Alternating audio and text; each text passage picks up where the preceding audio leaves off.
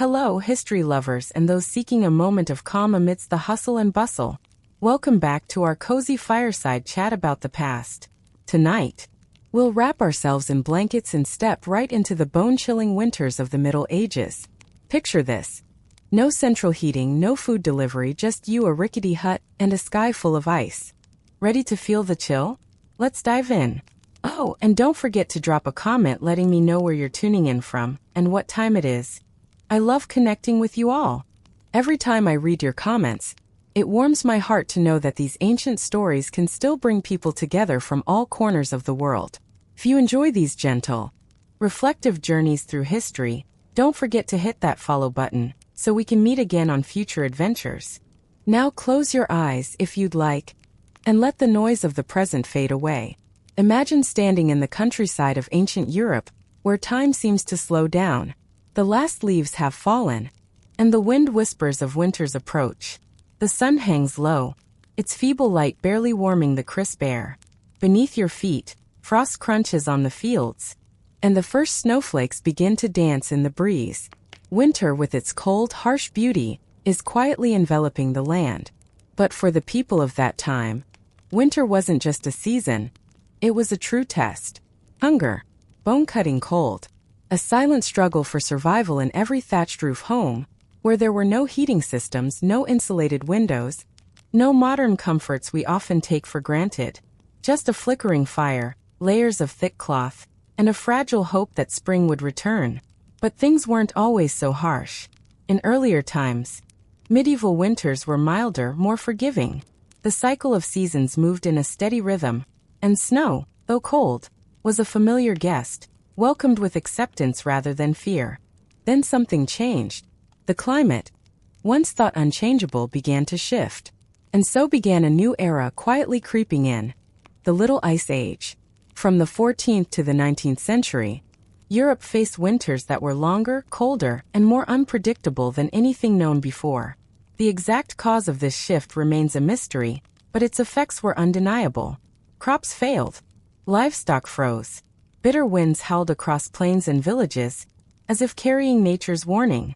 One of the starkest examples of this period's brutality was the Great Frost of 1709.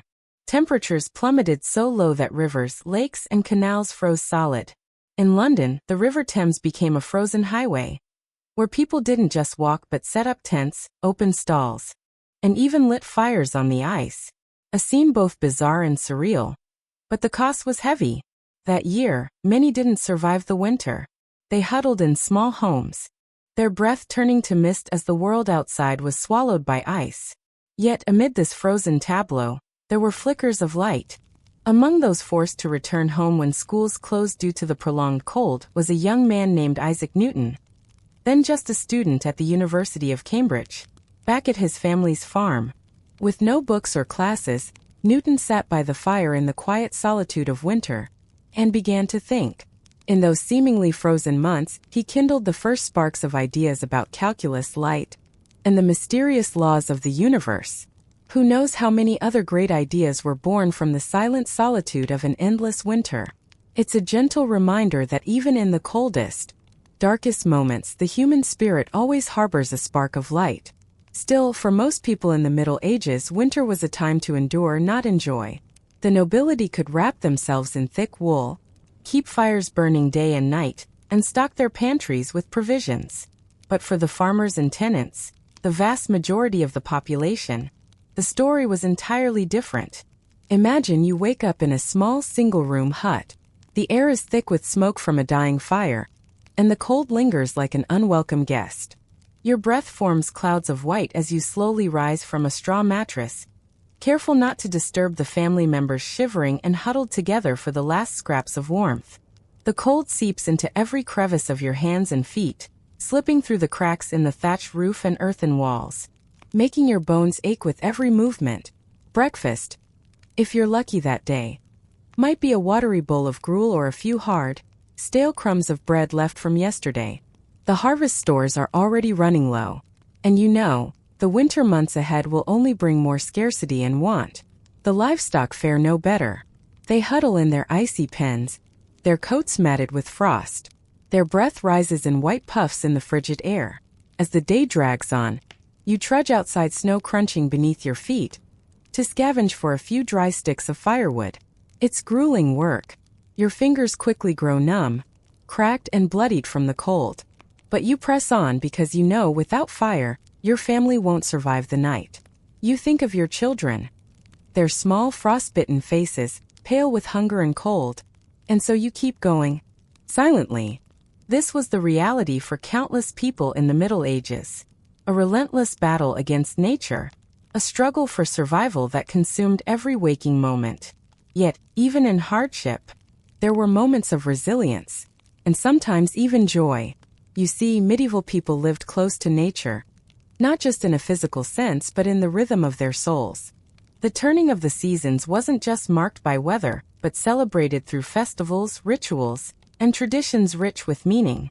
And even in the heart of a bitter winter, they found small glimmers of hope. One such glimmer was the Feast of St. Stephen, held every December 26. On that day, the rigid social hierarchy of the Middle Ages would flip. A peasant or tenant might be crowned the lord of misrule, and for one fleeting day, lead a lively feast filled with laughter, food, drink, and playful mischief. A rare, luxurious moment in a life otherwise defined by restraint and endurance. But perhaps the most enduring and profound symbol of hope in a medieval winter wasn't found in festivals, but in something far simpler: togetherness. In a world where survival depended so much on community, on neighborly bonds, family was what held people closest.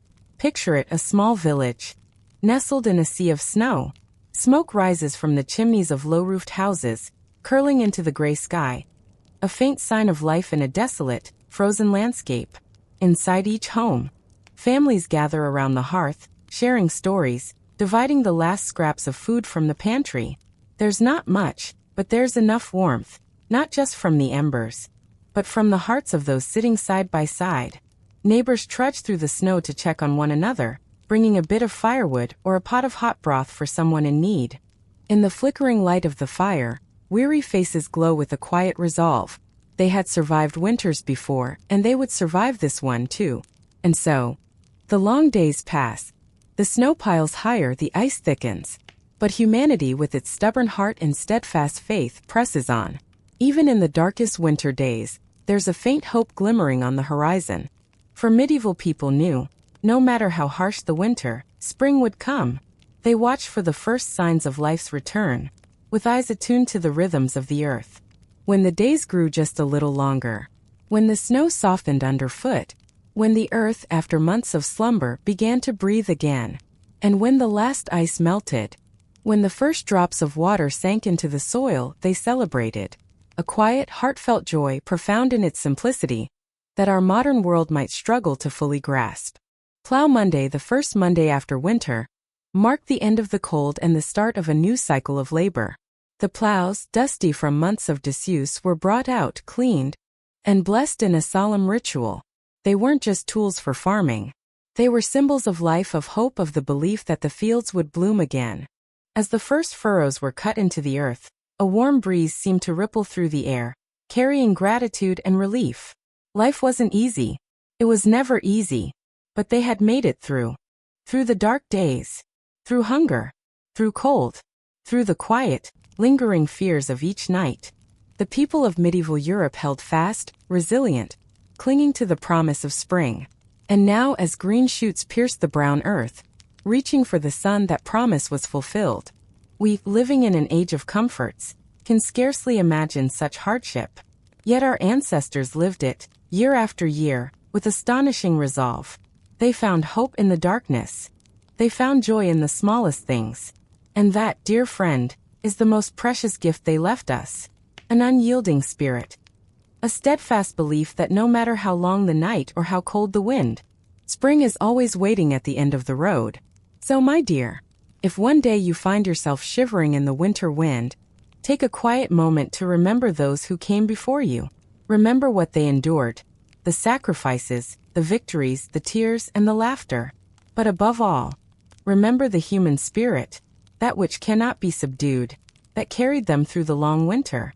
For that is the most beautiful lesson the Middle Ages left behind. No matter how dark the night, no matter how biting the wind, spring will come. And with that, dearest listener, we've reached the end of our journey through the medieval winter. I hope tonight's stories have offered you a new gentle yet profound perspective on the winters of old. May you always find warmth in the bonds of family and community, just as our ancestors once did so long ago.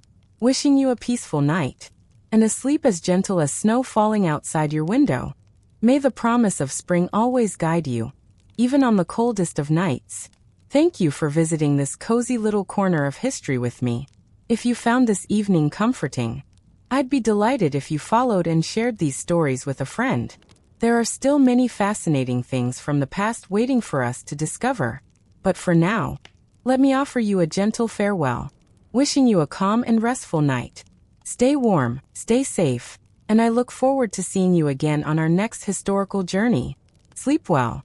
When winter swept in and tightened its icy grip on medieval society, not even the noblest of people could escape its cruelty. Within vast, grand castles, magnificent yet drafty and rudimentary royal families faced a daunting challenge: how to keep the cold at bay and ensure their court stayed nourished through the long, harsh months. Maintaining a royal household during winter was a massive operation. An enormous stockpile of firewood was needed to keep fires burning day and night, for the fireplace was the only source of warmth. The kitchen staff worked tirelessly to preserve meat, grains, and vegetables, essential supplies to sustain everyone during the scarcity of winter. When the earth lay dormant beneath a thick blanket of snow, servants hurried to seal cracks in walls and windows, trying desperately to block the cold drafts. But no matter how thorough the preparations, winter's fury was sometimes too much to overcome. One chilling tale tells of Queen Elizabeth of Hungary, who is said to have died from the cold in her own palace. On an early morning in January 1326, she was found frozen in her bed, a tragic fate within what was supposed to be her safest haven. Stories like these stand as stark reminders of death's shadow, lurking during the brutal winters of the Middle Ages. And yet, even amid the bleakest days, the human spirit remained unbroken. People still found hope, even if just a faint glimmer. For many, that glimmer was the feast of St. Stephen, celebrated on December 26th, right in the heart of winter. It was a rare occasion for common folk to pause from their hardships and enjoy some joy, laughter, and a fleeting sense of extravagance. At the center of the celebration was the custom of misrule, a playful social reversal. For one day, a commoner would be crowned Lord of Misrule, given the power to issue humorous commands and lead the festivities, even instructing the nobility. Though brief, this moment became a vital release valve for the pressures of daily life and the heavy injustices of feudal society. A single day of joy, but filled with the precious feeling of truly being alive, amid the cold and endurance of winter. During that one day filled with laughter, strict boundaries between lords and peasants seemed to melt away. Everyone joined together in feasts, games, and merrymaking as equals. But the festival was more than mere entertainment. It was a lifeline, emotionally and spiritually, in a season that could crush both body and soul. Such moments of warmth and connection helped people endure the hungriest of days. A chronicle from 1377 tells a touching tale of two neighboring peasant families. Their food stores had long since run out, and spring was still far away. In their starvation, they gathered what little they had left to share a humble meal on St. Stephen's Day. That simple gesture, a meal shared together, gave them the strength to carry on through the remaining frozen days. Acts of kindness like these were the soul of medieval society in winter. A hand extended to a frostbitten traveler, or a log of firewood offered to a shivering widow. These could mean the thin line between life and death. That silent commitment, to endure together, formed a culture of unity that rose above the brutal divisions of the age. Yet even the warmest moments had to give way to the harsh reality. When St. Stephen's festivities faded, the cold and darkness returned with full force. It was only a fleeting spark, a brief flame in the long night. January, February, and March crept back in, bleak and heavy. Food stores dwindled, hunger grew, and the cold slipped past even the best-tended fires. The promise of spring, once almost within reach, faded again into the harsh present. And yet, year after year people endured. They survived what seemed unbearable with resilience, willpower, and compassion. forged in the crucible of winter. As the earth lay still beneath the frost, and the sun hid behind gray clouds, they found the strength to keep going. And then one day, when the light returned, the air softened, and the first drop of water fell from a dangling icicle. Everything felt like a miracle. After months of relentless struggle, life began to stir again, like magic. For peasants worn thin by cold and hunger, no day was more eagerly awaited than Plough Monday, the first Monday after Epiphany, marking the beginning of a new season of planting. On the first Monday after Epiphany, when January still grips the land with icy fingers, an old tradition quietly unfolds, Plough Monday. Though the chill of winter lingers stubbornly, this gentle ritual is like a torch of hope, whispering that spring is quietly on its way. Imagine the patchy fields where snow and frost begin to melt, revealing dark earth beneath. The horses move slowly, pulling the first furrows through the frozen ground, turning over the cold soil to greet the sun's slowly warming touch. Each furrow is a defiant answer to winter's cruelty, a quiet heartbeat of perseverance. For people in the Middle Ages, turning the soil was more than work. It was a hymn of hope, a promise that they would not be broken by nature's harshness. In our modern world, wrapped in heated homes, electric blankets, and pantries filled with food, it is hard to grasp the immense courage our ancestors needed to face the long, merciless winters. If a delayed flight or a flooded street today causes us frustration, think of the endless cold days our ancestors endured. Winter then was not merely uncomfortable, it was a test of survival. And yet, even in the bleakest times, they found moments to celebrate, to share kindness. Their resilience, their ability to find light in deep darkness, stretches far beyond our everyday understanding.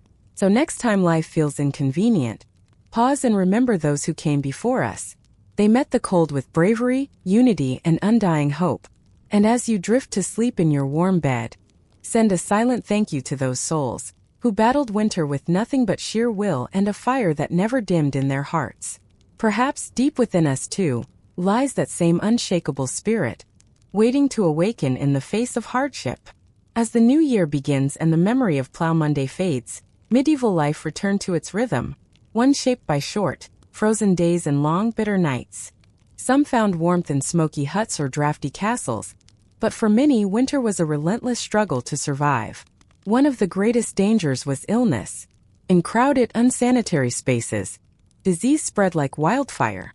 A simple cold left noses red and eyes watery, but worse illnesses were true terrors.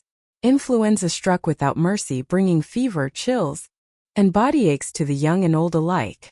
Without vaccines or effective cures, a flu season could devastate entire communities.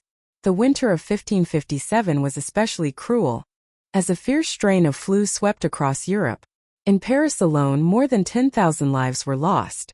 Pneumonia, too, was a silent killer. The damp, cold air filled weakened lungs, drowning them from the inside. In tight living quarters, it spread quickly, sometimes wiping out whole families, leaving behind orphans and broken hearts. Even royalty were not spared. Castles and courts, bustling with visitors, could become breeding grounds for disease. One noble guest, one traveler, could unknowingly bring sickness. Queen Jane Seymour, beloved wife of King Henry VIII, died from complications after childbirth, likely worsened by the unhygienic practices of the time. Children suffered most. Harsh weather, meager rations, and poor living conditions made winter a deadly season for the youngest. Babies born in the cold months faced a dangerous beginning. In 16th century London, half of all children didn't live to see their 5th birthday. One haunting tradition captured the sorrow of those winters. Parents tied a black ribbon around the wrist of a gravely ill child, a practice called the bone ribbon. If the child didn't survive, the ribbon would be used to bind the burial cloth. A simple strip of fabric, carrying the weight of heartbreak and the cruel price winter demanded from its smallest victims. When danger lurked both outside and within the walls of home, winter became a time of shuttered windows, whispered prayers, and quiet hope for survival. Now, as you lie back and close your eyes, let the warmth of this story wrap around you like a blanket. Picture those brave souls, facing the cold with strength, love, and a flickering flame of belief. Let their courage guide your dreams, and may the hush of this winter tale lull you gently into sleep. Picture yourself, dear listener, tucked into a small humble hut, the kind with just one room to hold all of life's quiet struggles. You wake to the faint smell of smoke from a fire that's nearly gone out, its embers barely holding back the chill that clings to the air. Your breath turns to soft clouds in the dim light, and as you rise from a straw mattress, cold beneath your touch, you move carefully, not wanting to stir the family curled up close, sharing what little warmth remains. The cold is a relentless guest, slipping through every crack in the earthen walls and thatched roof, settling into your fingers, your toes, making your very bones shiver. Luck is on your side. Breakfast might be a thin bowl of gruel or a crust of stale bread from days past. The harvest stores, once plentiful, are dwindling now, and you know the long winter months ahead will stretch what's left even thinner. In the stable, the animals huddle together, their breath steaming in the icy air, their coats stiff with frost. Food is scarce: salted meat, dried beans, coarse bread, and the memory of autumn's bounty feels like a distant dream, while spring's first green shoots are still months away. To find nourishment in this barren season, you might venture out, searching the frozen landscape for hardy plants like nettles, wild garlic, or forest mushrooms. Fresh food is a rarity, so soups become simple, often just beans, salted pork, and if you're fortunate, a sprig of wild herbs or an onion to lend a bit of flavor. These humble meals, though plain and repetitive, are enough to keep body and soul tethered, holding fast until spring's gentle return. But for many, even this simplicity is a luxury out of reach. A storm, a drought, a blight could sweep away the stores, plunging whole communities into despair. The Great Famine of 1315 lingers in memory as a time of unspeakable horror, when endless rains rotted crops across northern Europe. Stories from those days speak of desperation so deep that people turned to eating dogs, horses, even each other to survive. Some parents, in their anguish, spared their children from starvation's slow cruelty by ending their lives. Bodies lay scattered in streets and fields, too many to bury properly. Though this famine was unmatched in its terror, smaller crop failures and shortages were a constant threat, always lurking. Winter's diet was a delicate dance between life and death. It was a time to hunker down, knowing things might grow harder before they eased. But winter didn't just test survival. It wove itself into every thread of medieval life, from faith to festivity, from crime to justice. The struggle to endure the cold cast a somber hue over existence. Socially, winter was a time to draw inward, leaning on family and neighbors. The lively gatherings of Christmas faded into quieter moments. With roads slick and daylight scarce, people sought solace in the long, dark nights, turning inward for comfort and richness. In those endless winter evenings, stories and folk songs filled the air, easing the passage of time. The soft glow of tallow candles or oil lamps lit simple scenes. Someone sewing, another weaving, or carefully carving wood. Idle hands were seen as a temptation, so work wasn't just virtuous, it was necessary. Winter's confinement, though harsh, carved out precious time for these quiet, purposeful tasks. For the rare few who could read, a privilege in itself, winter offered a chance to curl up with a cherished book. In late 15th century England, a commoner's shelf might hold a Bible, prayer book, or, if they were lucky, a few tales of Robin Hood. Only the wealthy owned ornate, beautifully illustrated manuscripts that book lovers would envy. Those who could read often shared the stories aloud, bringing joy to the whole family. Tales of brave knights, clever tricksters, or fated lovers became treasures passed around the hearth. The legendary adventures of King Arthur and his court were especially beloved, their intricate plots and noble themes carrying listeners far beyond the cramped walls of their winter refuge. Not all pastimes were so wholesome, though. To break winter's monotony, some turned to gambling, the clatter of bone dice echoing in taverns and great halls. Fortunes came and went, sparking tempers and emptying pockets. Ale, mead, or wine warmed both body and spirit, and taverns buzzed with life. Places to find friendship, laughter, and escape from the biting cold. Drink loosened tongues, leading to lively debates, bawdy songs, and the occasional brawl. The short, shadowed days also opened space for reflection and prayer. The church held a central place in medieval hearts, and winter drew people closer to their faith. With fieldwork paused, there was time for prayer, repentance, and acts of charity. The bright Christmas plays gave way to quieter rituals. As winter deepened, the devout might brave harsh conditions to pilgrimage to holy sites, their journeys a testament to devotion. Others spent hours in chilly churches, fingers numb on rosary beads, quietly pondering the eternal. Charity was a winter virtue too, with helping the poor seen as a sacred duty. The 7 corporal works of mercy: feeding the hungry, giving drink to the thirsty, sheltering the homeless, clothing the naked, visiting prisoners, comforting the sick, and burying the dead, guided acts of kindness in the harsh season. Even the smallest gesture could kindle hope, thawing winter's chill. But winter, in its cruelty, could also stir darker impulses. Desperation bred crime, and theft rose as opportunities grew. Cramped winter homes sparked tempers, leading to fights and violence. The medieval justice system struggled with this seasonal surge. Trials were often delayed until milder weather, leaving the accused in dank, crowded cells. Punishments were severe: fines, whippings, or even execution for the guilty. Yet even in winter's grim reality, the human spirit shone through. Amid the darkness, people found small joys and moments of light. The hope of a distant spring warmed them through the coldest nights. By February, as days stretched longer, St. Valentine's Day on the 14th bloomed like a soft glow in winter's heart. Born from ancient pagan rites of love and fertility, it was embraced by medieval Christians as a celebration of romance. By the 15th century, the custom of drawing lots for a sweetheart had taken hold. Young men and women gathered, hearts fluttering, to pull names from a bowl, setting the course of their affections for the year. These pairings often led to playful flirtations, sometimes even marriages. Fresh flowers, sweets, and tender poems were exchanged, and a handmade note from a secret admirer could set a heart alight, unquenched by winter's frost. As St. Valentine's Day passed, giving way to Lent, winter's austerity deepened, but a quiet confidence grew. The worst was behind, and brighter days were near. Snowdrops and shy crocuses pushing through the frost were living proof that winter's grip was loosening. Through the Middle Ages, the endless cycle of seasons shaped every facet of life, none more profoundly than winter. It was a time of scarcity and struggle, when survival itself was a triumph. Yet in its bitter cold, winter also revealed humanity's resilience and quiet endurance against nature's trials. Medieval winter was a crucible for the human spirit, forging faith, family, and community. The glittering icicles, frost-covered fields, and barren landscapes might paint a poetic picture, but winter's reality was far from romantic.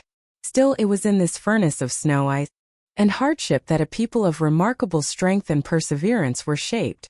The Middle Ages were built on the shoulders of those who faced winter's worst yet held fast to the hope of spring. Nothing honors their enduring spirit more than that. So the next time you grumble about a delayed train or a slippery sidewalk, spare a thought for our medieval ancestors. Without warm socks, heaters, or weather apps, they faced each winter like a battle, armed with every ounce of their resolve. And every spring, they emerged victorious year after year. Now, dear listener, let these tales of winter's trials and quiet triumphs lull you into a gentle sleep, warmed by the thought of spring's eternal promise. Dear listener, we are the heirs of that unyielding spirit, warmed by the courage of those who came before us. As you nestle into your cozy bed, perhaps with the hum of an electric blanket, take comfort in knowing that winter has been tamed, thanks to their lessons in endurance. May your dreams be filled with soft snowflakes and the glow of a hearth, so when you wake, winter feels not like a foe, but a gentle friend. As the faint winter sun struggles to pierce through heavy gray clouds, the people of medieval Europe pulled their thin cloaks tighter around their shoulders. The cold was a sharp, unyielding force, weaving icy threads into their very bones, leaving them trembling. For the poorest among them, those tattered woolen garments, so stifling in the heat of summer, now felt as flimsy as silk against winter's biting chill. They gathered in their humble thatched huts, grateful for the faint warmth of a smoky fire, their breath turning to mist in the frigid air. The animals, too, felt winter's weight. The old plow horse, ribs jutting beneath its shaggy coat, nibbled at sparse hay, dreaming of summer's green pastures. The milk cow lowed mournfully, her udder chapped and red from the icy winds that slipped through the stable's cracked walls. Even the proud barn cats, usually so aloof, grew piteous, their hunger and frost-tipped whiskers humbling their usual swagger. Winter truly was the harshest test for the lowliest in medieval society. Yet even the nobles, tucked away in their drafty castles, couldn't escape winter's grasp. Many a fine lady despaired as her costly silk gowns offered little shield against the damp chill of stone walls. Castle kitchens worked tirelessly to churn out steaming dishes to warm noble bodies. It's said that King Henry II of England, shivering in a moment of desperation, once burned a chair just to warm his royal frame. His attendants fretted, knowing his temper could flare faster than the fire if the cold lingered too long. Peasant or king, winter stretched on endlessly, a relentless battle against icy suffering. Only the rare festival or saint's day brought a moment's reprieve. Like bright islands in a dark sea of winter, people clung to these bursts of light and joy, treasuring them like a drowning soul grasps at a lifeline. One of the most cherished was St. Stephen's Day on December 26th, a time of boundless merriment and delightful reversals. By ancient custom, a humble peasant might be crowned the lord of misrule for the day, playfully lording over those far above their station. Imagine the laughter ringing out as a lowly serf, with mock grandeur, issued orders to the local earl. For one glorious day, rules and ranks melted away, and all joined in a shared, equal joy. Winter's cold and weight seemed to retreat, chased away by the blazing warmth of communal delight. But soon the revelry would end. The Lord of Misrule returned to their humble life, and winter's icy reality settled back in. People trudged back to their hearths and daily tasks, the howling wind mocking the fleeting warmth of camaraderie. The fight against winter's harsh embrace never ceased. Yet even in the darkest days, quiet acts of courage and kindness melted the frost on weary hearts. Neighbors shared their meager rations with those in greater need, showing a generosity no cold could extinguish. It's told that Matilda of York once gave her only cloak to a shivering beggar woman, braving the bitter cold herself on her walk home. When asked why she surrendered her sole defense against the frost, she smiled serenely and said, "The warmth of kindness is a fire that never fades." That selflessness, that noble spirit, was the secret weapon medieval people wielded against winter's cruelty. Though the cold could numb their hands and feet, it could never touch the eternal summer burning in their hearts. And so they endured, overcame, and triumphed in their own quiet way over the harshest season. The first green shoots of spring were more than a welcome sight. They were living proof of humanity's unyielding will, a spirit strong enough to outlast any winter, no matter how dark or cold. As you curl up beneath your warm blanket, dear listener, take a moment to honor the trials and triumphs of our medieval ancestors. In their ceaseless struggle against nature, with unwavering resolve against the sky's fickle wrath, they forged a legacy of resilience that still warms us today. The winter wind may still moan outside your window, but you can draw strength from knowing that if they could face the cold with just a cloak and an unbreakable spirit, surely we too can endure until spring's return. And at last spring does come. As winter's icy embrace begins to loosen, medieval folk eagerly awaited brighter days. They had endured months of biting cold, huddled in cramped spaces, stomachs growling from meager winter rations. But now, as the sun lingered longer each day, its light glinting on melting snow, joy stirred once more. Across the land, people emerged from their winter cocoons, blinking in the radiant spring light, like bears stumbling from hibernation. Children spilled out of their homes, delighting in the fresh spring breeze that replaced winter's sting. With laughter, they splashed through muddy puddles, marveling at the first brave crocuses pushing through the thawing earth. In the fields, farmers eagerly awaited Plough Monday, the marker of the new agricultural year. Held on the first Monday after Epiphany, it signaled that the ground was soft enough to till. Horses and oxen were hitched to ploughs, adorned with wreaths and ribbons, and paraded through village streets. It was a moment of hope, a fresh beginning, as earth and humanity joined in harmony to welcome spring. Let this tale, gentle as the first rays of spring, lull you into slumber. Picture those people, stepping out from winter's shadow, smiling at the first green sprouts. As you close your eyes, let the warmth of their resilience and joy wrap around you, guiding you into dreams where spring is always bright, and the human spirit forever unconquered. Church bells rang joyfully as the procession passed, heralding a planting season full of promise. A quiet relief spread as chimney smoke rose once more, no longer choked by snow and ice. The threat of frostbite and illness faded with the melting drifts. Faces etched with the strain of winter's survival now bloomed with hopeful smiles. Soon, the fresh bounty of spring and summer would replace the dry grains and hard cheese that had sustained them through the dark months. From our modern vantage, it's hard to grasp how profound this change of seasons was. We might grumble about muddy roads or losing an hour to daylight savings. But for our medieval ancestors, spring's return was a declaration of life. It was proof they had weathered winter's storms, staved off hunger and sickness for another year. Bare branches cloaked in new green mirrored the renewal and rebirth in their hearts. As warmth and light returned, that joy echoed through time in the lively medieval folk songs and poems welcoming spring. An old English tune once sang, "Sing loud, cuckoo, the seed is sprouting, the meadow blooming. The forest waking, sing loud, cuckoo." Simple yet vibrant, it spilled over with uncontainable delight. Take a moment, dear listener, to cherish the courage, resilience, and zest for life of our ancestors. Despite facing the harshest conditions, they persevered, overcoming each winter with iron will and the strength of community. Now as you drift toward sleep, let their story wrap you in warmth, a soft reminder that even the longest winter gives way to spring's gentle promise. Rest well, knowing their enduring spirit lives on in you, ready to greet the new day with hope and quiet strength.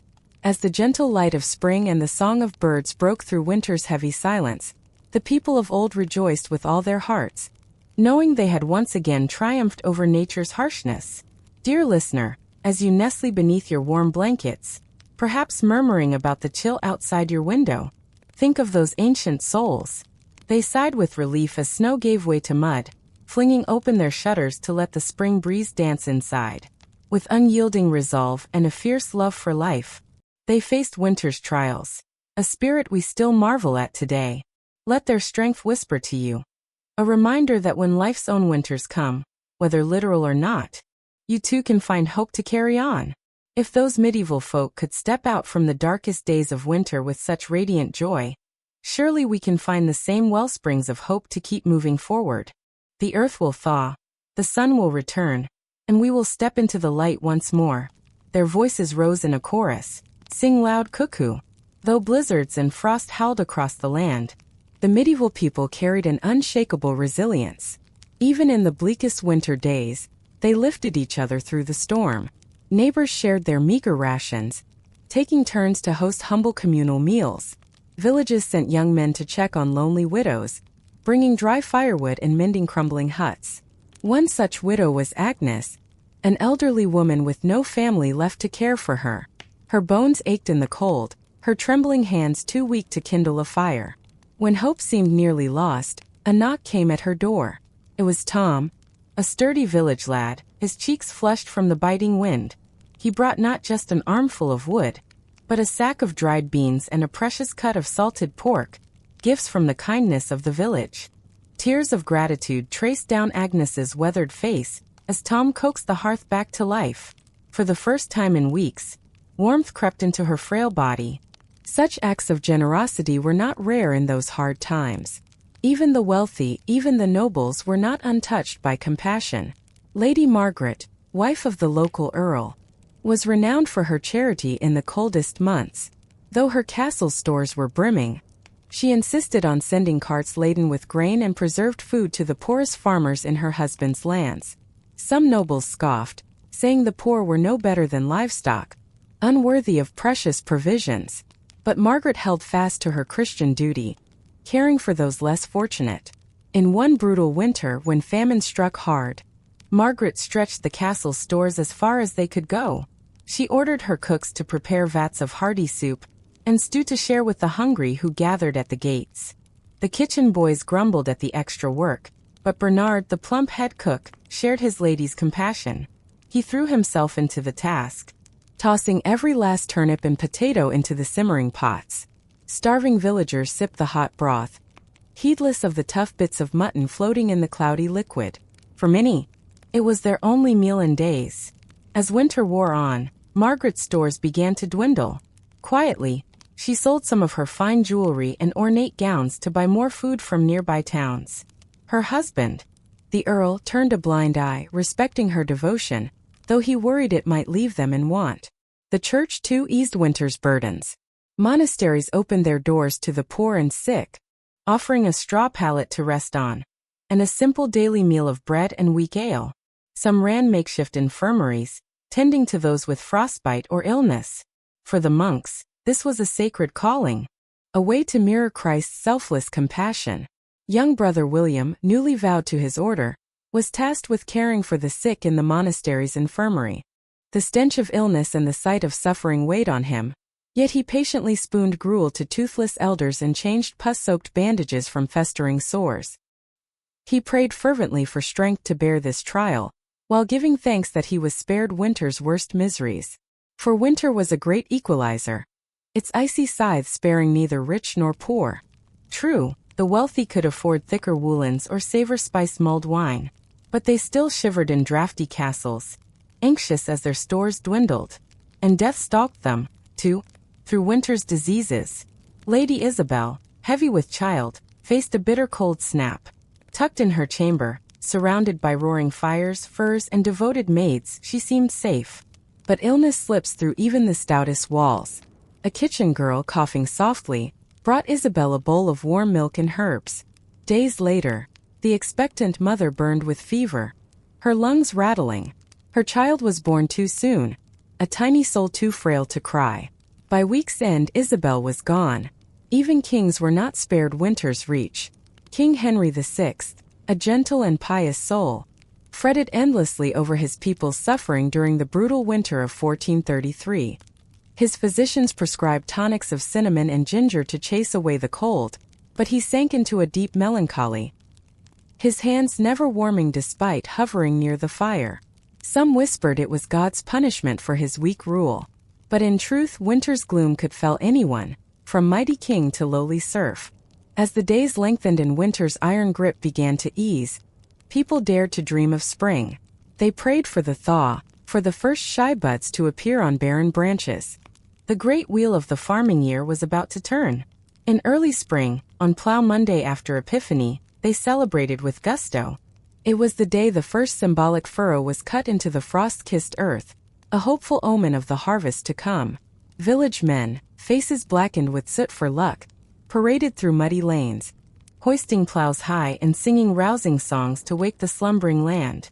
Feasts, dances, and emptied ale barrels followed, a promise that winter's dark days were fading, giving way to brighter tomorrows. This cycle touched every corner of society. In the grand halls of dukes and countesses, minstrels played lively tunes, and couples swirled in vibrant carol dances, brimming with the optimism of the new year. Kings hosted lavish feasts, tables groaning with roast swan and sweet confections. Even humble farmer Giles and his family felt winter's weight lift as they stepped onto their small plot. Giles clutched his precious sack of seeds, a promise of future feasts. Widow Agnes, once teetering on the edge of death, now stirred a bubbling pot of gruel, humming a carefree tune. She had crossed winter's harsh threshold to greet a new spring dawn. Thanks be to God. Winter was cruel, no question. It brought hunger, bone-deep cold, and the shadow of sickness and death. Yet in its depths, the resilience and community of medieval people shone brightest. Facing winter's gloom, they answered with generosity, iron will, and defiant festivals. They knew winter was an inevitable turn in life's wheel, and the best way to endure its chill was to huddle together and persevere. Compassion, generosity, and unrelenting hope for spring were the truest ways to weather life's trials. Be it an icy blizzard or a plague, embrace spring with a grateful heart, knowing that no matter how high the snow piles, warm sunlight will melt it away. Winter's harshness only makes spring's blossoms sweeter. As a medieval king might have said, brave the winter, that we may forever shine in spring. Now, dear listener, let this tale cradle you into sleep, soft as a spring breeze. Picture those resilient souls, stepping from winter's shadow into sunlight, their smiles bright as the first green buds. As you drift off, let their warmth and courage wrap around you, guiding you into dreams where spring's promise blooms eternal, and the human spirit stands forever unbroken. As frost crunches beneath your feet, dear listener, and your breath turns to mist in the biting air, Picture a medieval village hushed under a blanket of snow. Icicles gleam faintly under the pale winter sun, dangling from the eaves of thatched huts. The world is still, curled inward against the storm of winter. This is the winter of our medieval ancestors, not the cozy scenes we might imagine, with merry feasts and warm castles filled with music and laughter. No, for most, winter was a season of bone-deep cold, gnawing hunger, and a relentless fight to survive. The specter of famine loomed large. When crops withered and livestock dwindled, securing a daily meal became a battle. Granaries emptied, leaving only bitter herbs and shriveled turnips to stave off starvation. In the brutal winter of 1315, an English farmer lost a third of his harvest to storms and frost. Desperate serfs ate the straw from their roofs or boiled leather shoes to survive, all while toiling for their lords. Malnutrition weakened their bodies, making them easy prey for winter's diseases. A simple cold could swiftly turn into deadly pneumonia or bronchitis. Influenza swept through villages like a scythe, claiming young and old in their drafty huts. Teeth chattering, medieval folk huddled together for warmth, packed into sealed-up homes. But this closeness came at a cost. The air thick with smoke, body odor, and the stench of unwashed bedding and overflowing chamber pots became a breeding ground for sickness. In a 14th-century Suffolk family, 13 souls from grandparents to infants crowded into a smoky hut alongside scrawny chickens and a mangy dog. It's a wonder any of them saw spring. Yet disease wasn't the only danger lurking in those long, dark nights. In the cramped wooden towns, fire was a constant threat. A single stray spark could ignite a ravenous blaze, devouring tightly packed homes and claiming lives. On a frigid November night in 1212, the Great Fire of London erupted, racing through narrow alleys as water froze in pipes. Some 3,000 shivering Londoners perished in the flames, and countless others were left homeless in the bitter cold. Travel, too, was perilous in these frozen months. Roads turned to muddy quagmires, and blizzards buried paths in blinding snow. With daylight scarce, travelers easily lost their way, stumbling into icy graves. In 1311, Queen Isabella of England set out from Canterbury to London as winter's early dusk fell.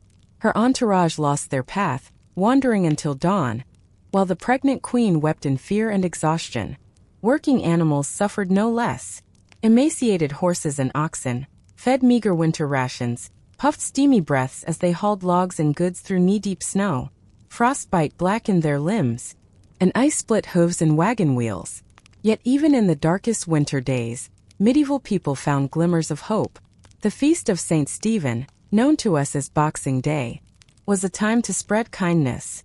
Church alms boxes overflowed with gifts for the poor, while lords offered hearty meals to their shivering tenants. The Lord of Misrule, tradition brought a spark of mischief to the gloom. A humble farmer or jester, crowned king for a day, led revels with feasting, role reversals, and playful pranks, briefly upending the social order. Though winter brought endless hardships, hope endured, etched in frosty breaths and fervent prayers. They hoped the sick would recover, that food would last until spring, and that light and warmth would triumph over the cold. We may never know their names or stories, but we can feel the weight of their struggles and draw inspiration from the resilience that carried them through the darkness into light. The bitter cold cloaked the land, turning it into a crystalline wonderland, beautiful if not for the terrible hardships it wrought. Snow fell endlessly from leaden skies, draping the countryside in a stifling white shroud. Icicles, sharp as blades, glittered under the eaves of both humble huts and grand castles. Hearths burned day and night, offering only fleeting warmth against the piercing chill.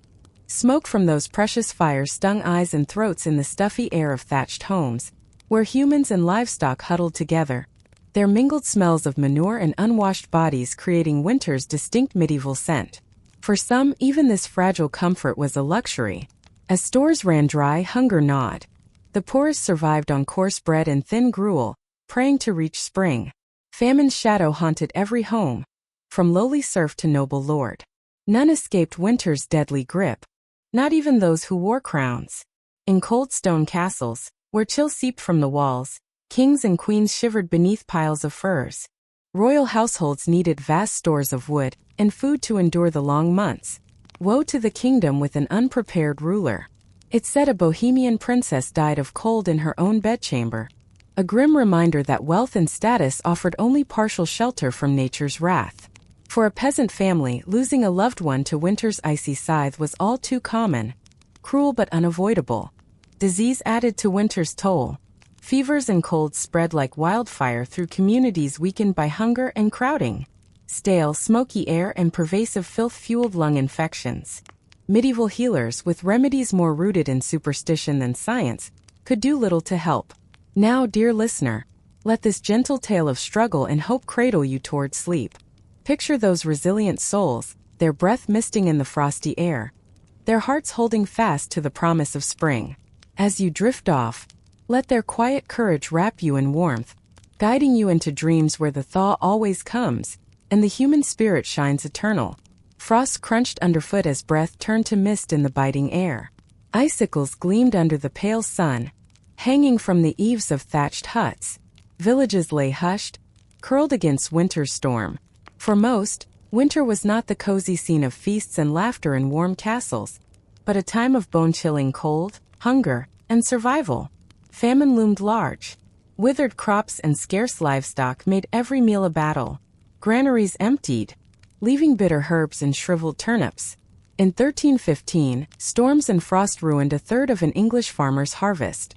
Desperate serfs ate straw roofs or boiled leather shoes, toiling for their lords while starving. Malnutrition left them vulnerable to disease. A cold could turn deadly, pneumonia or bronchitis claiming lives in drafty huts. Influenza swept through villages, sparing neither young nor old. Families huddled in sealed homes, but the smoky foul air bred sickness. In a 14th century Suffolk hut, 13 people, from infants to elders, crowded with chickens and a mangy dog. Survival was a miracle. In wooden towns, fire was a constant threat. A stray spark could ignite a blaze, devouring homes. The Great Fire of London in 1212 killed 3,000, leaving survivors homeless in the cold.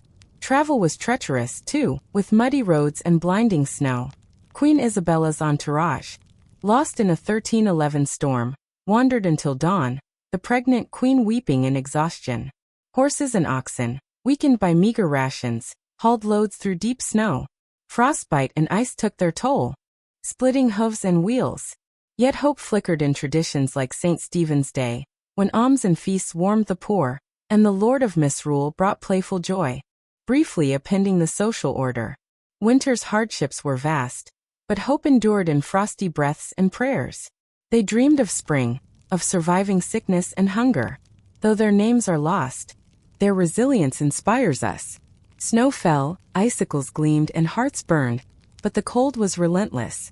In smoky huts, humans and livestock huddled, their mingled smells defining winter's scent. Famine haunted all, from serfs to nobles. Even royalty shivered in drafty castles, and a Bohemian princess died of cold in her bed. Disease spread through crowded, filthy homes, with medieval remedies offering little help. Yet in the darkness, hope held strong. As you drift to sleep, dear listener, let their courage warm you, guiding you to dreams where spring's light always breaks through the frost. The roads grew slick with high snow and invisible black ice, making winter all the more unforgiving. Only the desperate or the reckless dared leave the fragile comfort of home during the year's darkest months. Long journeys became perilous trials. The carts of wandering merchants stood still, leaving remote villages lacking essential goods. Taxes and tributes went uncollected, frustrating lords and clerics alike. Woe to the army forced to march through snowy passes, their supply lines strained and splintering under the biting cold. The winter of 1407 bore witness to one of the most remarkable military feats of the Middle Ages, born from the necessity of fighting under extreme conditions. Owain Glyndwr, rebel leader of Wales, faced the far superior forces of Prince Henry, later King Henry V, in the high mountain passes. Glyndwr's troops, familiar with the harsh terrain, lured the English into a blinding snowstorm trap. Burdened by heavy armor and bewildered by the blizzard, the English ranks broke and fled, many succumbing to the cold. Glyndwr's stunning victory, owed as much to winter's fury as to Welsh strategy, lives on in legend. Medieval winters in Europe were often accompanied by devastating famines that claimed countless lives. When the cold lingered and spring sowing was delayed, hunger swiftly followed. The Great Famine of 1315 to 1317 began with an unusually cold and wet spring, rotting seeds in the soil. Failed harvests in the 2 years that followed plunged the continent into widespread starvation. In England, the price of bread soared 20-fold. The poor survived on grass, roots, even tree bark. In desperation, some dug up graves and fed on the dead. It's estimated that 10 to 25% of people in cities like Ypres and Bruges, now in Belgium, perished. In the French town of Trier, a man wrote in his journal that the poor ate dogs, horses, and worse. Misery deepened with crime and disease, as malnourished folk turned to theft and violence to survive. A harrowing tale from the Chronicle of St. Mary's Abbey tells of a pregnant woman caught stealing a loaf of bread. Starving, she had begged the baker, who refused. She stole the bread and was arrested. The judge showed no mercy, she was hanged. As she drew her final breath, her unborn child slipped from her womb onto the bloodied earth, wailing. No one dared touch or help the baby. It too soon passed away. The famine eased in 1318 as fair weather returned and crops grew again. But the specter of hunger lingered each winter, ready to reap sorrow from the slightest misfortune. For medieval people, winter was a season of quiet dread, if not outright terror, as they prayed their dwindling stores would last until spring. Malnutrition left people weak, vulnerable to illness, cramp. Unsanitary winter living conditions led to outbreaks of infectious disease. Influenza, dysentery, pneumonia. Respiratory infections were especially deadly, spreading through coughing and smoke-choked rooms as families huddled by the hearth. A simple cold could swiftly become a killer. Even the doctors of the time offered little more than dubious remedies, bloodletting purgatives, to balance the humors. It's said that Emperor Charlemagne died in the winter chill of 814, after imperial physicians failed to cure him with herbal poultices and emetics. Many historians believe the Black Death of the 14th century spread rapidly because the population was weakened by malnutrition, huddled in winter shelters, lacking the strength to fight disease. The outbreak of 1348 to 1349 claimed 30 to 60% of Europe's people. A sorrowful letter from Ser Luca of Pistoia, Italy, to his brother Francesco, captured the horror. My heart is breaking. I can barely hold this pen. Things here worsen daily. So many have died and more are dying. Shops are shuttered, taverns silent. The streets are empty. Cries echo from the homes touched by death. The air reeks of the mass graves. I fear our city will soon hold no life at all. Please, stay where you are and pray for us endlessly. Whole villages vanished under the plague's shadow. Winter deepened the pain. Graves dug hastily in frozen soil. The sick cast out to die alone in the snow for fear of contagion. The trauma of the Black Death left a deep psychological scar, forever altering the medieval world. Winter posed a special threat to the elderly, the young, and expectant mothers. Without modern medicine, these vulnerable groups often succumb to cold, sickness, or hunger. Let this tale, as gentle as flickering firelight, lull you to sleep. Picture those long-ago souls, resilient amid frost, clinging to fragile hope. As your eyes close, let their unbroken spirit surround you and guide you into dreams where winter fades, and a bright spring awaits. It's believed that in many medieval communities, 20 to 30% of infants died within their first year. Many of these deaths came in winter's coldest grasp. The dangers of pregnancy and childbirth, already perilous due to poor nutrition and harsh weather, claimed many mothers and children alike. One heartbreaking story from this era is that of Matilda, 12-year-old daughter of King Henry I of England. In the winter of 1120, Matilda boarded the White Ship, sailing from France back to England. But the ship never arrived. It struck hidden rocks and quickly sank into the frigid waters of the English Channel, taking Matilda and hundreds of others with it. At first, Matilda was pulled into a lifeboat. But hearing the cries of her half-brother William, still struggling in the icy sea, she begged to go back. Too many clung to the small boat in panic and desperation. It capsized. Matilda fell again into the frozen depths. She, carrying her unborn child, was never seen again. They say that when King Henry heard the news, He collapsed in shock and never smiled again. Winter, with its harshness, has always been a peril for the elderly and the young. If they were lucky enough not to be struck down by hunger or illness, they could still perish quietly in their sleep from the biting cold. In the ancient poem Sir Gawain and the Green Knight, there's a vivid image: King Arthur, already aged, huddled under his cloak in a draughty hall, his teeth chattering from the cold as he tried to speak. Back then, when polar ice caps were not as present as they are today, winter often brought violent snowstorms and sudden floods. In 1216, while fleeing from rebels, King John of England crossed a marshy area in East Anglia known as the Washington. Powerful tide, whipped up by strong winds, overwhelmed his baggage train. Though the king himself narrowly escaped, his treasure, including a crown and a gem-encrusted scepter, was lost forever to the sea. A few days later, King John died of dysentery. Many historians believe that the symbolic loss of the regalia was the final blow that pushed him toward his tragic end. For medieval coastal communities, winter wasn't just about cold. It was a threat to survival, bringing hurricane-force winds and waves that reached toward the sky. The Anglo-Saxon Chronicle recorded a devastating flood in England in the year 1099. On St. Martin's Day, November 11th, a ferocious tide surged inland farther than anyone could remember. Villages were submerged, and the number of dead was beyond counting. A similar disaster struck the North Sea region on January 16, 1219, when a catastrophic flood swallowed much of the lowlands of the Netherlands, killing over 50,000 people. In an age without early warning systems or secure shelters, people were entirely at the mercy of nature. As the icy floodwaters rose and the wind howled like a pack of hellhounds outside, all they could do was pray and hope for a miracle. The bitter cold of medieval winters also raised the risk of fire, as people did whatever they could to stay warm. Once again, the Anglo-Saxon Chronicle recounts a chilling event: the Great Fire of London in 1132.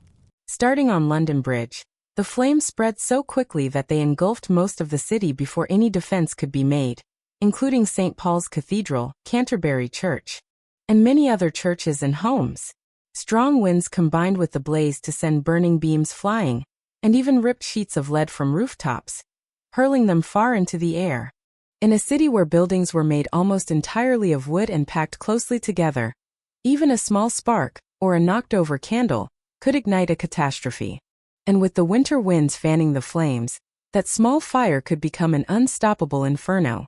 People fled through narrow, winding alleys, leaving behind homes swallowed by fire. Many escaped with only the clothes on their backs. Countless tragic stories emerged. Families torn apart in the chaos, children trampled, adults trapped and burned alive in their own homes. With only primitive firefighting tools, people used buckets of water or snow to fight the blaze, and prayed that the wind would change before the city was reduced to ash. The aftermath was often devastating.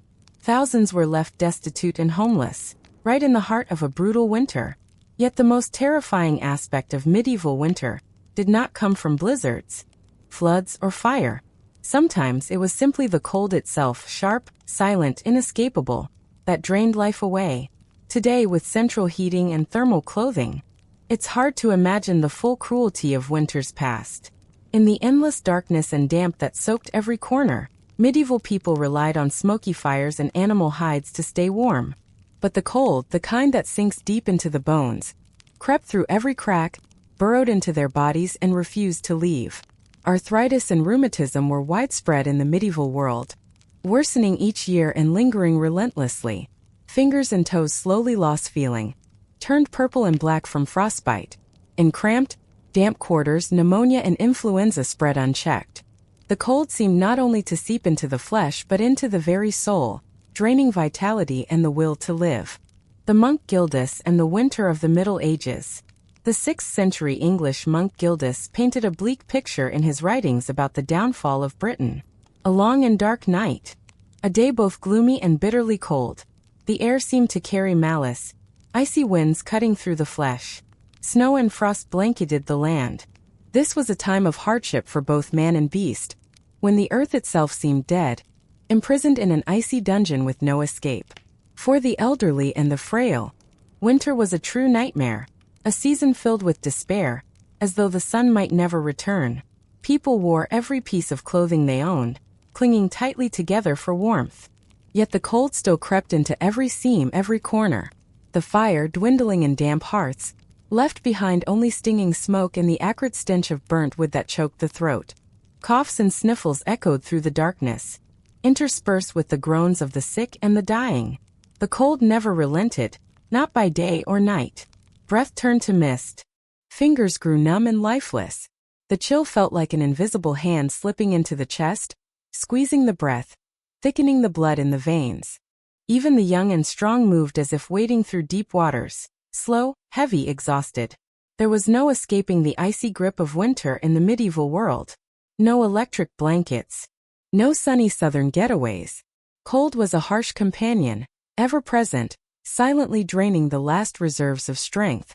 Perhaps that's why people didn't measure time in years or months, but by the number of winters they had survived.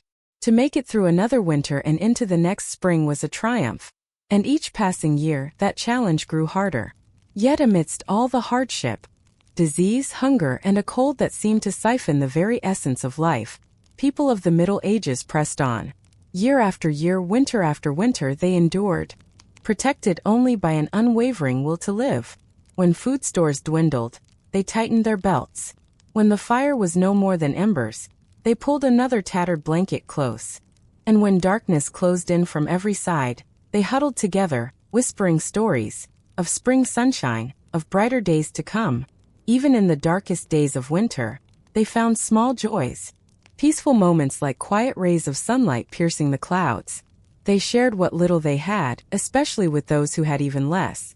In the biting cold under thick night skies, they still gathered to sing, to pray. Some claimed that on nights when the wind howled, they could hear angels' voices, a gentle promise that light and warmth would return. And so, the people of the Middle Ages clung to faith, held on to life, eyes fixed on the distant horizon where spring waited. They knew, as if etched into their very bones, that winter, no matter how brutal or endless, was only temporary. The sun would rise again, the snow would melt, and the world would awaken, green, vibrant, as if winter had never been. All they had to do was endure. And they did, hardened by the ice and stone of that cruel season. Winter in the medieval world was ruthless, seemingly unending. It brought hunger, disease, loss, and death. But at the same time, it kindled the finest human qualities, resilience, unshakable hope, and a compassion that bonded communities together. An entire world was forged in winter's crucible, and emerged stronger, wiser, more grateful for the turning of the seasons. Perhaps we modern people, who grimace just at scraping a thin layer of frost off the windshield, can learn something from our ancestors. For them, winter was a battle for survival, a test to be faced with all the strength and resolve they could muster. And they survived. They left behind not only tales of winter's wrath, but proof of humanity's indomitable spirit. In today's cold winter nights, when everything lies silent under a blanket of snow, may we remember that resilience, so we too can find the strength to walk through weary days. The ancients once looked winter straight in the eye. They withstood floods, famines, blizzards, and nights as dark as coal. They buried loved ones in frozen ground, then rose the next morning to the sound of growling stomachs. But above all, they never let go of the promise of spring. And if they could survive one brutal winter after another, armed with nothing but faith and a few scraps of fur, then surely we too can face the winters of our own lives. Because dawn will come, and the light will return. The harsh winters of the medieval world may have faded into the past, but the lessons they left behind still echo through the centuries, a timeless testament to the enduring strength of the human spirit. So let us walk the path our ancestors once trod, facing the frost not only with courage, but with compassion and a hope that cannot be shaken. For if they could hold their heads high through the darkest cold, then we today can too. Winter will come. But spring, as the ancients believed, was never far away. When the bitter winds howled across the frozen fields, medieval folk huddled close around the flickering firelight of their hearths. They clung to one another, seeking that precious warmth, and shared stories of winters past, harsh seasons that tested even the sturdiest of souls. From humble thatched cottages to grand stone castles, winter's icy breath spared no one. Loose doors and thin straw roofs could not hold back the onslaught of snow and wind. From peasants to nobles, all felt the sting of frost biting into their skin, the numbness creeping into their fingers and toes. The lucky ones had a blazing fire to gather around, offering some small reprieve from the relentless cold. The crackle of burning wood and the acrid scent of smoke were a meager comfort amidst winter's fury. In the grand halls of the nobility, fireplaces devoured stacks of firewood daily, stoked by trembling servants whose hands never rested. But even the thickest stone walls and the most expensive furs could not keep the cold from seeping into every crevice of the castle. For the poor, winter was a brutal battle for survival. Their crude huts barely kept out the rain, let alone the chill. Firewood or coal had to be scavenged, often deep in the forests. Meals were sparse and the hearth glowed weakly, flickering in and out. Families crammed into tight quarters, sharing body heat and breathing air heavy with smoke and the stench of unwashed bodies. It was a harsh life, yet even amid such hardship, people found quiet joys. In the village square, a bonfire would be lit, drawing villagers out of their damp shelters, if only for a short while. They would gather around the flames, exchanging jokes, old tales, and the occasional folk song. In those fleeting moments, the cruel reality of winter seemed to melt away. Young lovers stole quick kisses, the fire of passion undimmed by the cold. Children giggled and tumbled over icy ground. Even hunched elders, bent under the weight of age, felt suddenly light, as if returned to winters of a carefree youth. Morning comes. You wake not from light, but from the sound of your stomach, growling like a rat gnawing at the wooden walls, insistent and impossible to ignore. Your mother is already up, rummaging in the corner near what used to be the pantry. Now it's just a hollow in the wall. You sit up, pulling the straw blanket around your shoulders. The scent of cold ashes from the night before still lingers. In the cutting chill, the only thing on your mind is food, not out of craving, but out of fear. An empty belly robs a person of thought, of strength. Hunger becomes a beast, growing larger, hungrier, gnawing at you from the inside. You shuffle over to your mother. On the table, there's only a small burlap sack. Inside, a few dry onions, a handful of barley grains mixed with straw, and a chunk of cheese as hard as stone. That cheese once looked round and plump like a full moon. Now it's cracked and moldy like a tiny skull. Your mother opens the cast iron pot, pours in some water, adds a few barley grains, and slices the onion thin. No salt. No fat. No meat. This is winter porridge, not a meal but a survival ritual.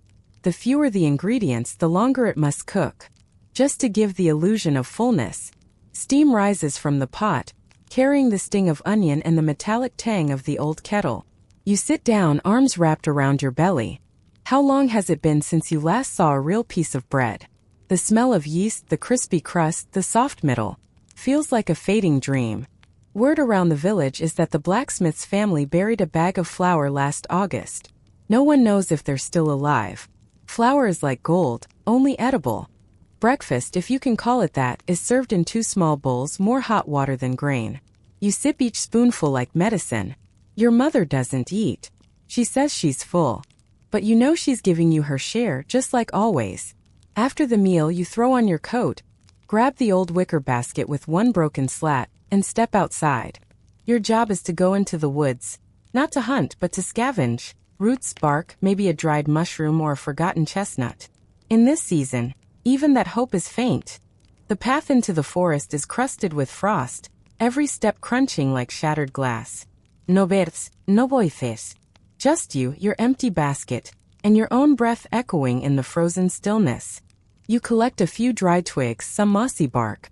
In the distance you see a squirrel, skinny and shivering, digging under a tree. 2 creatures, both desperate, both searching for something to get through the day. But you don't chase it. You understand. It's just like you, only with a thicker coat. You wade deep into the forest. Once a place for gathering bamboo shoots and mushrooms in the summer.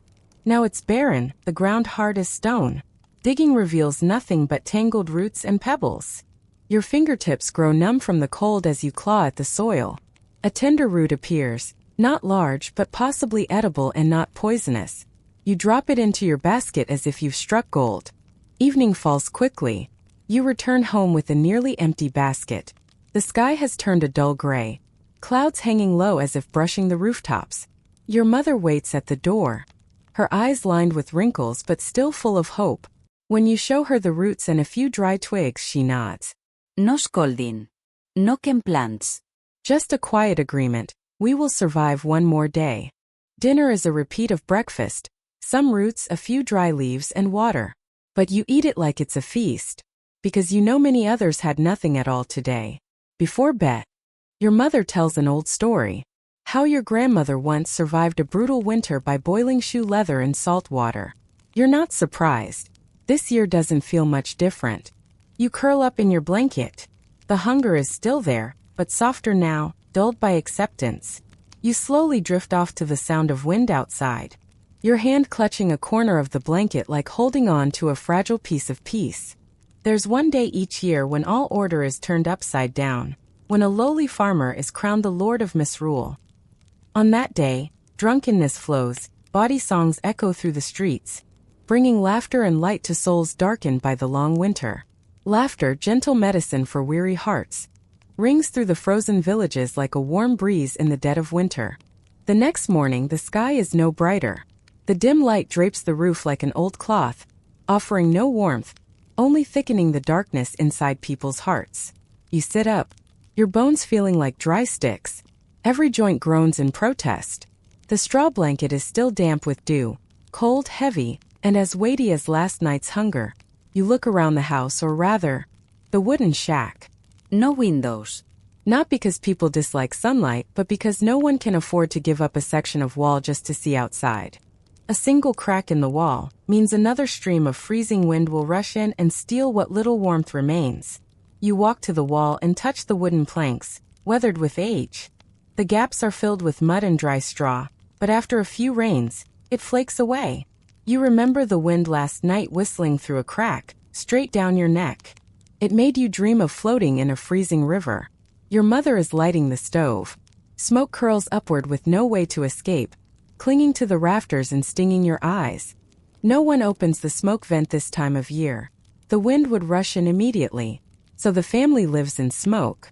It creeps into your lungs, your hair, your clothes. But it's better than freezing to death. You sit down and pull your thin, frayed hemp shirt tightly around your neck. It doesn't ward off the cold, but at least it keeps your skin from freezing. Your father once said the cold doesn't kill instantly. It creeps in slowly, a silent death that starts in your fingertips and climbs to your heart. You remember the carpenter's house in the village. They have a luxurious window made of stretched animal hide coated in wax.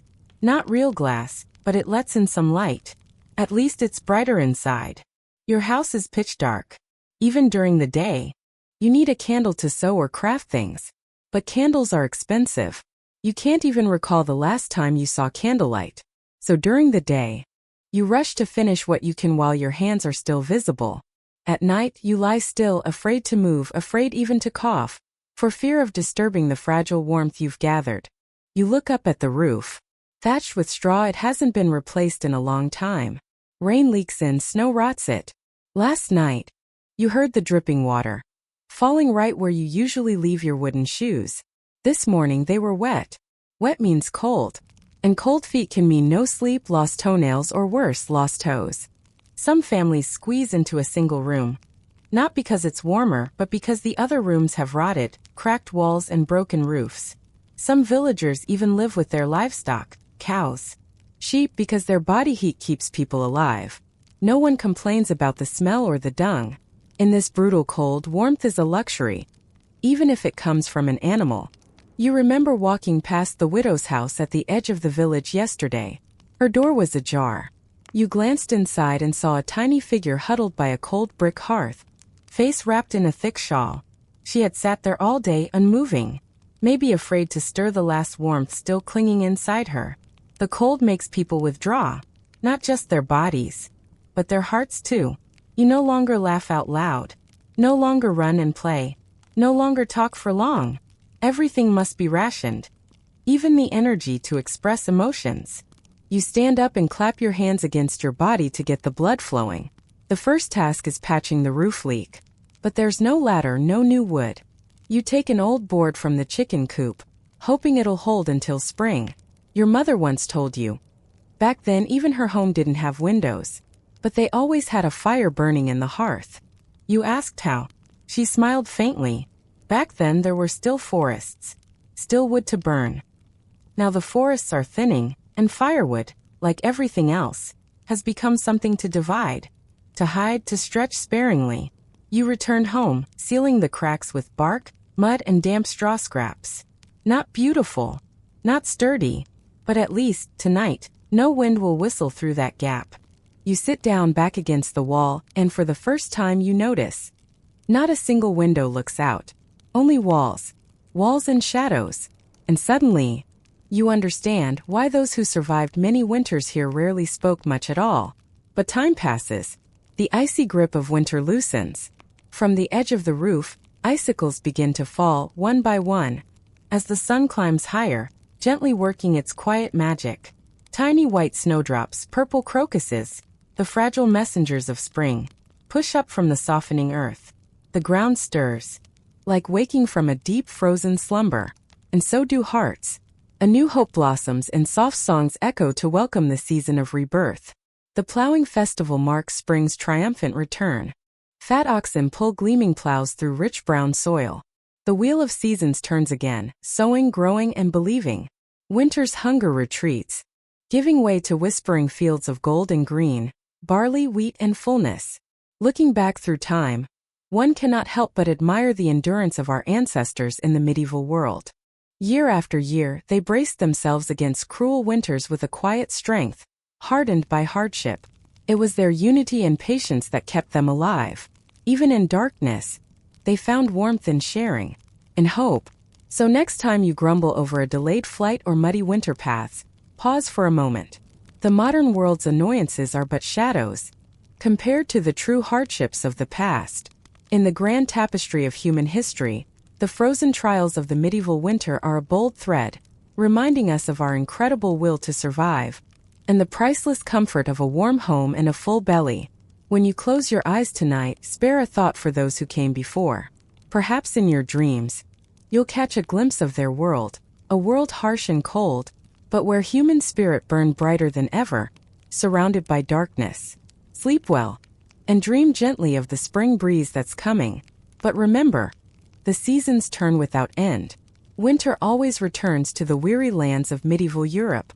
For the poor peasant, scraping a living from stone and frost, light and warmth felt like distant memories.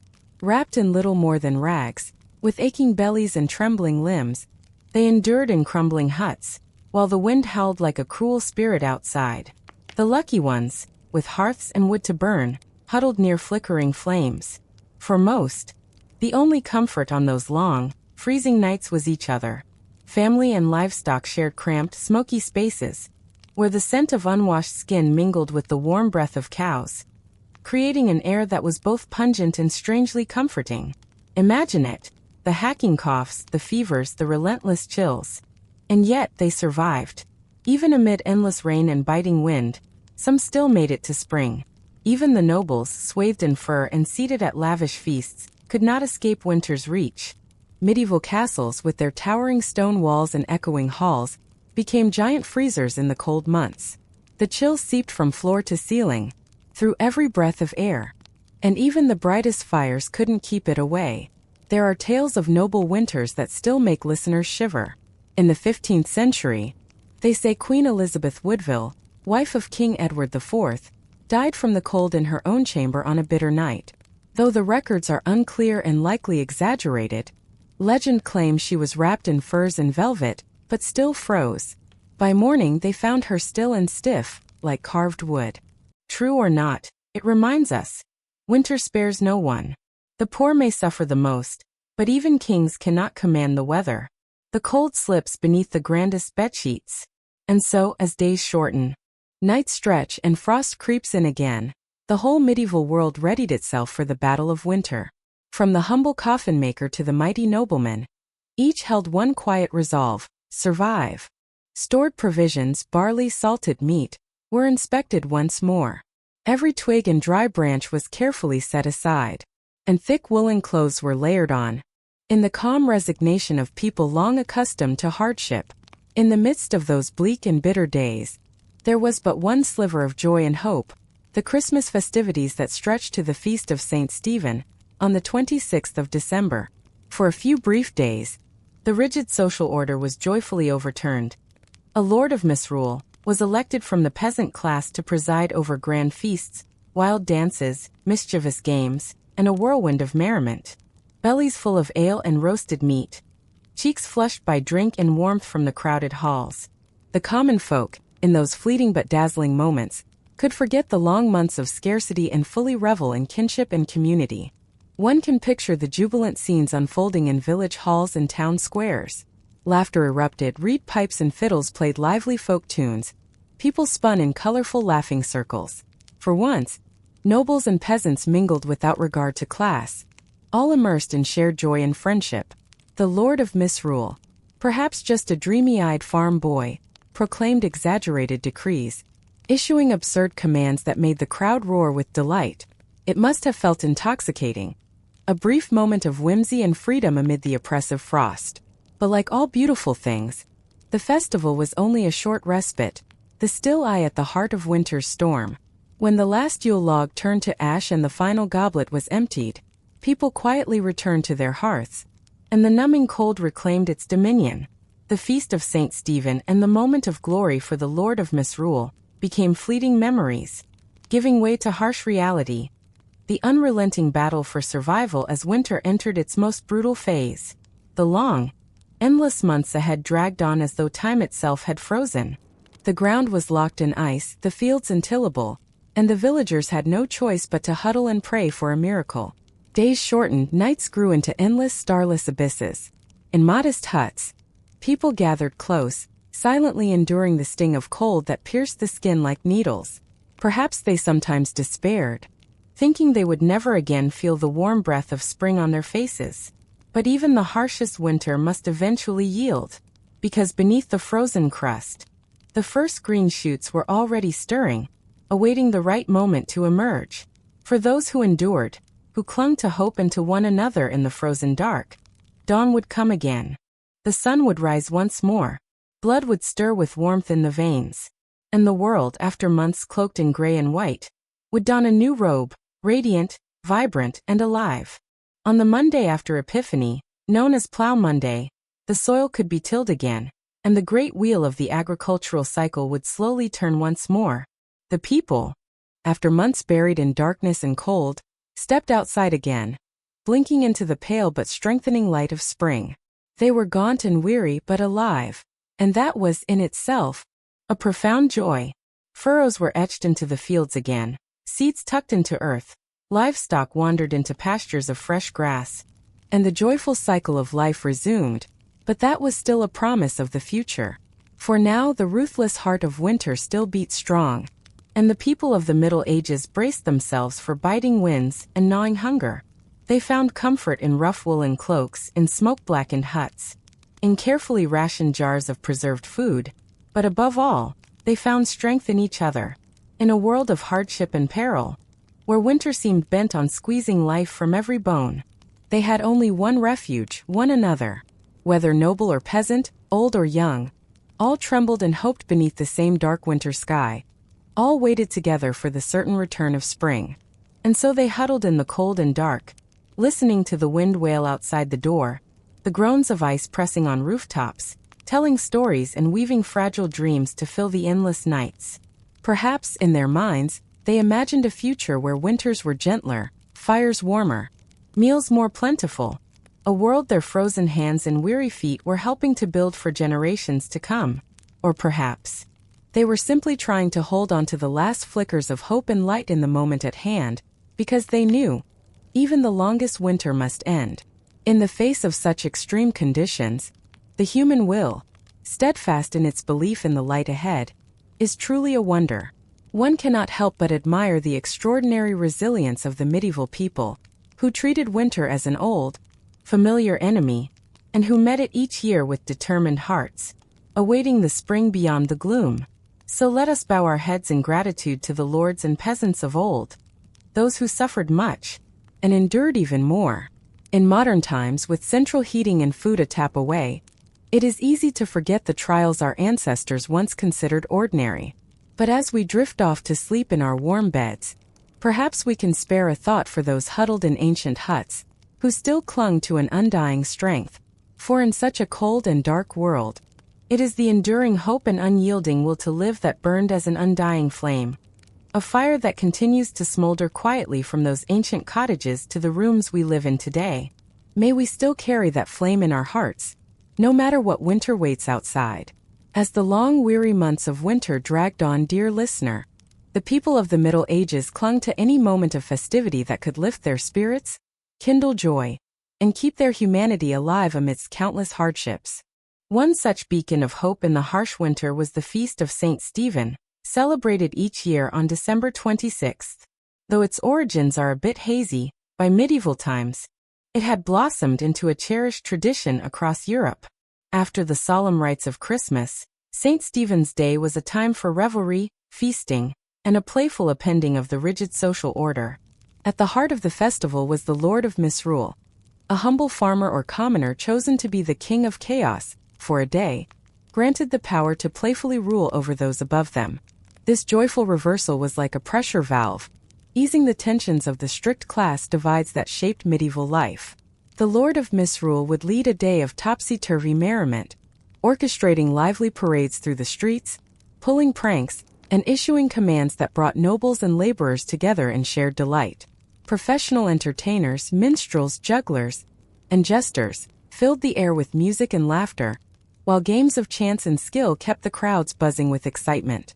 On makeshift stages, mummers' plays brought legends and folktales to life with exaggerated flair and vibrant costumes. Mock battles and comical trials sparked peals of laughter, offering a precious respite from winter's bite. And no medieval festival was complete without a feast. On St. Stephen's Day, the Lord of Misrule might decree that the wealthy provide food and drink for the whole community, a generous act that wove bonds of unity. Roasted meats, rich and savory goose rooster, or the traditional boar's head, were paraded in grand system splendor. Heavy mincemeat pies, bursting with dried fruits and spices, brought a touch of sweetness, while brimming bowls of spiced wassail, warm mulled cider, lifted spirits high. You can almost hear the raucous laughter and lively tales echoing through the halls, mingling with the howl of the winter wind outside. For one radiant day, the burdens of winter seemed to fade as the village united in joy and fellowship. As the feast drew to a close, people returned to their hearths, carrying the warmth of the celebration in their hearts, a small spark piercing the cold night. The knowledge that they had friends and neighbors to lean on, that even in the harshest days, laughter and shared moments could be found, fortified their spirits for the trials ahead. And somehow, the biting cold felt softer, the cruel winds gentler. When bellies were full and hearts brimmed with camaraderie, the feast of St. Stephen was a timely reminder that no matter how dark the winter, it would yield to the first tender sprouts of spring. Now, dear listener, let this tale of fleeting joy and enduring hope lull you into a gentle slumber. Picture those merry souls, their voices raised in song, their faces aglow with the light of togetherness. As you drift off, let their warmth wrap around you, guiding you into dreams where the promise of spring forever blooms, and the human spirit shines unquenched. In the long weary months of winter, medieval folk clung to moments of festivity to lift their spirits. The Feast of St. Stephen, held on December 26, was a cherished tradition across Europe, a day of revelry after Christmas's solemn rites. The heart of the festival was the Lord of Misrule, a commoner crowned king of chaos for a day, playfully ruling over all. This joyful reversal eased the rigid class tensions of medieval life. The Lord led parades, pranks, and commands that united nobles and laborers in delight. Minstrels, jugglers, and jesters filled the air with laughter, while games of chance and skill kept spirits high. Mummers' plays brought folktales to life with vibrant flair. Mock battles and comical trials sparked laughter, a respite from winter's chill. Feasts were central, with the wealthy providing food for all: roasted goose, boar's head, mincemeat pies, and warm wassail. Laughter and stories echoed, drowning out the winter wind. For one radiant day, winter's burdens faded as villages united in joy. As the feast ended, people carried the celebration's warmth in their hearts, a spark against the cold. Knowing they had community, that laughter could pierce the harshest days, strengthen them for what lay ahead. The feast of St. Stephen whispered that even the darkest winter would yield to spring. As you drift to sleep, let these merry souls guide you to dreams where spring's promise blooms eternal, and the human spirit glows forever bright. As snow melted and the earth warmed, fragile shoots emerged across the countryside. Snowdrops, delicate and white, pierced the thawing mud, heralding the end of winter's icy grip. Villages, weary but resolute, rejoiced as life returned to the snow-draped land. With spring's vigor, farmers resumed the rhythm of the growing year. The wheel of life turned again. Livestock grazed fresh pastures, and farmers hitched horses to plows, eager to till softened soil. On Plow Monday, the first Monday after Epiphany, the earth welcomed new planting. Blessed plows processed through fields, plowmen collecting alms for a bountiful harvest. Villages gathered, eyes on a brightening sky, tools ready to sow seeds with faith in spring's triumph. An old grandmother taught her grandchildren to plant beans, as her own grandmother had done. A child giggled at an earthworm, another tucked seeds into furrows. These moments, blending knowledge and new life, made winter's trials worthwhile. Her smile promised brighter days as seeds nestled into warming earth, and green shoots rose, casting off winter's shadow. Winter's chill yielded to spring's breath, bringing hope. Medieval folk, enduring brutal winters without modern comforts, survived through resilience, a quiet miracle. In hardship, they found joy in community and spring's promise. As we nestle in blankets, let's honor their strength. Our winter woes pale beside their trials, yet we carry their steadfast flame, trusting spring's return. As you drift to sleep, let their courage guide you to dreams of hearths and sprouting seeds. Sleep well, knowing life persists through the darkest nights.